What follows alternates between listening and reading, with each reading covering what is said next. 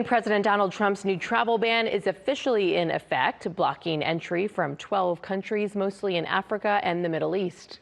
Atlanta News First Blake Devine is live at Hartsfield-Jackson Atlanta International Airport. And Blake, this ban is stirring fear and frustration for some.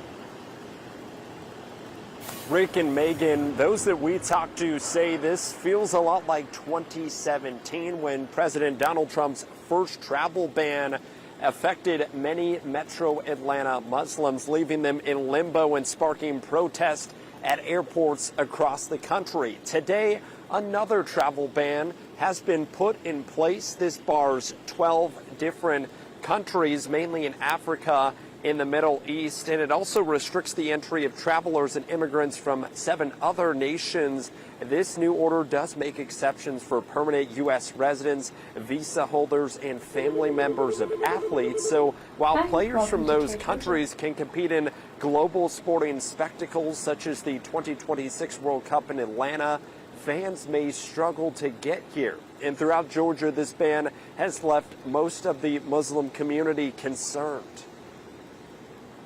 What it gives is confusion.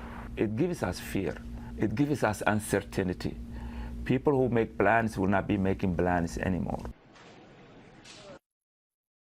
Now, the Trump administration says that more countries could be added to this list, while also including the fact that countries could be taken off of this travel ban if they update their visa and security policies. For a full list of the countries affected by this ban, you can visit our website, atlantanewsfirst.com. Reporting live from Hartsfield-Jackson Atlanta International Airport, Blake Devine, Atlanta News First.